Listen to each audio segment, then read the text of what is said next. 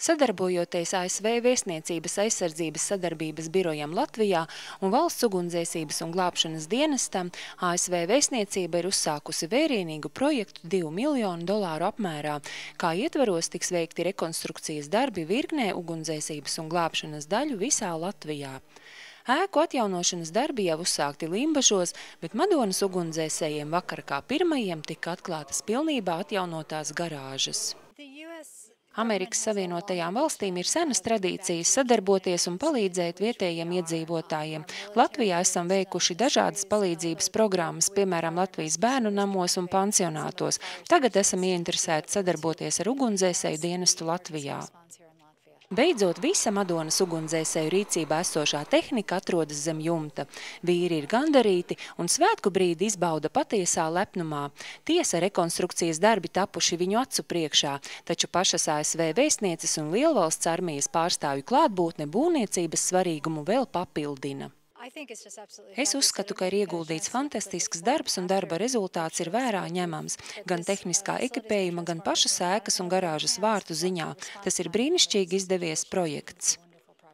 Ēkas rekonstrukcijā Amerikas Savienotās valstis ieguldījušas $130,000 un aplūkojot objektu dabā, klātesošie atzina, ka līdzekļi izlietoti racionāli. Savukārt Madonas glābēju rīcībā esošā jaunākā automašīna tagad ieguvusi atbilstošas garāžas.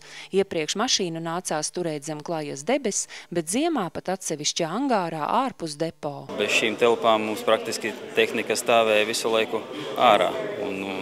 Tagad mēs esam ļoti priecīgi par šo, kad ir vismaz tehniku novietot. Un paldies Amerikas Vēstniecībai par šo projektu. Šo jauno mašīnu mēs pa ziemu turējām atsevišķi angārā, protams, kur mēs ziemas laikā nevarējām izbraukt. Bet patreiz sakarā ar šo tad mēs šeit viņu turam siltā garāžā.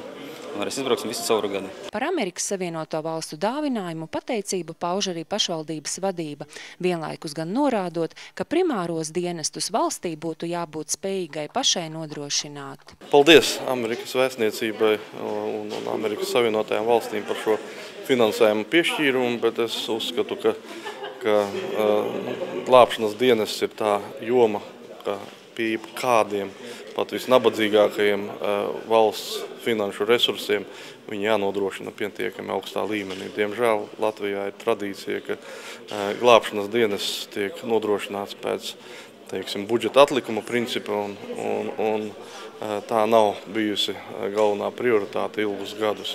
Es ceru, ka šāds Amerikas Savienoto valstu žests un palīdzība varbūt mums liks sarosīties un varbūt nedaudz justies neērti par to, ka mēs nespējam savu glābšanas dienestu pietiekami materiāli un tehniski nodrošināt. Lai vai kā, ir prieks par vēl vienu sakārtotu objektu Madonas pusē.